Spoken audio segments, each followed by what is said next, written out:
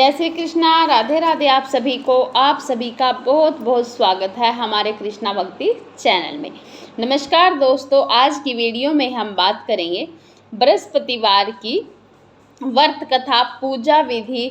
अगर किसी की ब्याह शादी में अड़चने आ रही हैं, किसी की शादी नहीं हो रही है, किसी का कोई भी कार्य नहीं बन रहा है, असफलता मिल रही है, ऐसे में आप व्रत कीजिए गुरुवार के और कथा ज़रूर सुनिएगा। अगर आप व्रत नहीं कर सकते तो कथा सुन लीजिएगा। कथा सुनने से ही मात्र पढ़ने से सभी मनोकामनाएं पूर्ण होती हैं और मनोवांछित फलों की प्राप्ति होती है। लेकिन वीडियो को अंत तक ज़रूर सुनिएगा। वीडियो अच्छी लगे तो प्लीज़ एक लाइक ज़रूर कर दीजिएगा। अगर आप मेरी आवाज़ पहली बार सुन रहे हैं तो चैनल को सब्सक्राइब ज़रूर कर दीजिएगा।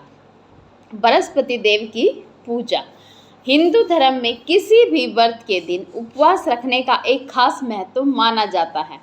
कहा जाता है कि व्यक्ति को हफ्ते में एक दिन व्रत जरूर रखना चाहिए। हिंदू धर्म में गुरुवार के व्रत की एक मान्यता है। गुरुवार की व्रत की कथा आप पढ़ सकते हैं, सुन सकते हैं। गुरुवार के व्रत करने से विवाह में आ रही अड़चनें दूर होती हैं और घर में सुख समृद्धि बनी रहती है। गुरुवार व्रत के दिन भगवान विष्णु और बृहस्पति देव की पूजा की जाती है।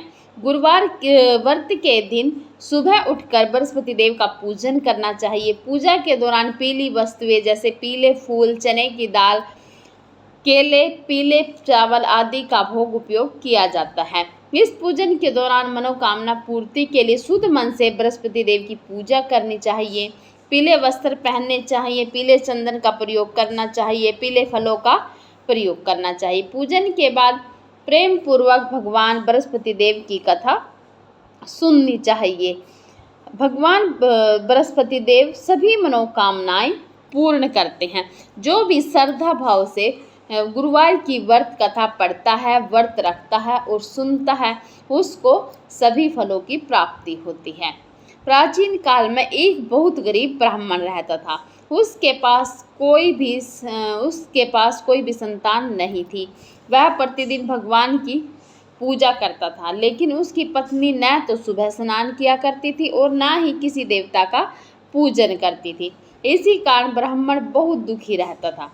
भगवान की कृपा से उनके घर में एक कन्या का जन्म हुआ।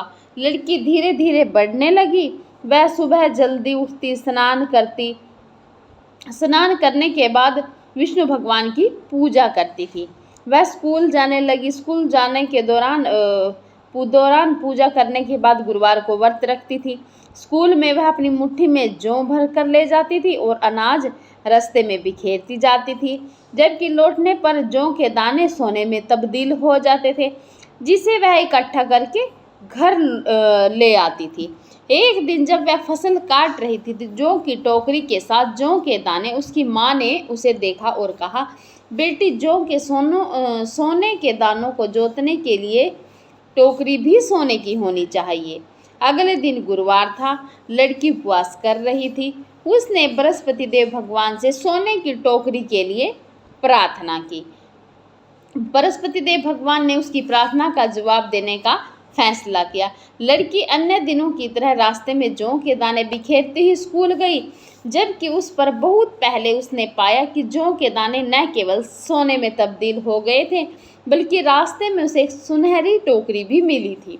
वह उसे घर ले आई और उसके साथ जौ के दाने फोड़ने लगी, लेकिन उसकी माँ अपरिवर्तन रहती है।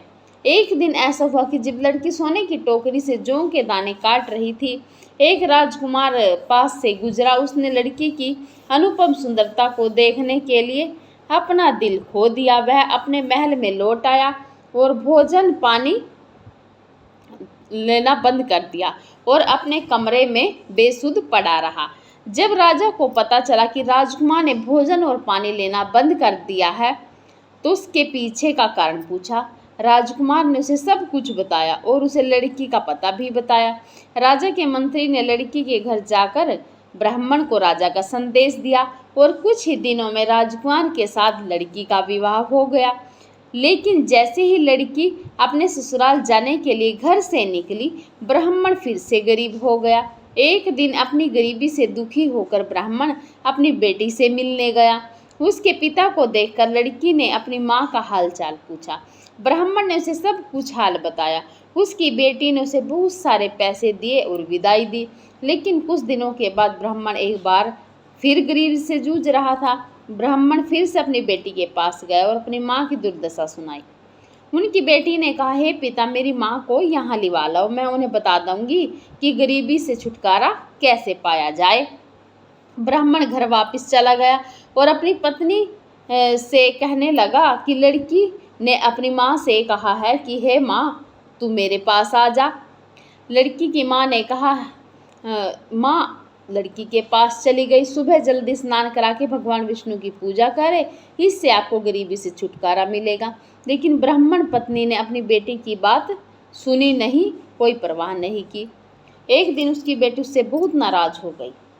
अगले दिन उसने अपनी माँ को कमरे में बंद कर दिया और उसे स्नान करने और पूजा करने के लिए मजबूर किया और इस तरह ठीक हो गई। इसके बाद उन्होंने गुरुवार को धार्मिक रूप से पूजा और व्रत करना शुरू करा दिया। इस व्रत को रखने का प्रभाव ऐसा था कि वह मृत्यु के बाद स्वर्ग चली गई। ब्राह्मण ने इस नश्वर दुनिया में हर समृद्धि का आनंद लिया और मृत्यु के बाद स्वर्ग में चले गए। जो कोई भी कुल मन से बृहस्पति भगवान की पूजा में प्रत्येक गुरुवार को व्रत रखता है, उनकी पूजा करता है, उसी तरह से रानी और राजा की कथा की तरह उनकी मनोकामना पूरी होती है। हर कोई अनजाने में भी बृहस्पति भगवान की उपेक्षा नहीं करता और बृहस्पति भगवान को अनदेखा करने पर भी उनके मन की शांति और उनकी सारी खुशी खो जाती है। इसलिए जो भी इस व्रत को श्रद्धा भाव से करता है, भगवान विष्णु भगवान उनकी सभी मनोकामनाएं पूर्ण करते हैं। जो कथा को पढ़ता है एवं अथवा सुनता है, उसकी सभी मनोकामनाएं पूर्ण होती हैं। बोलो विष्णु भगवान की जय।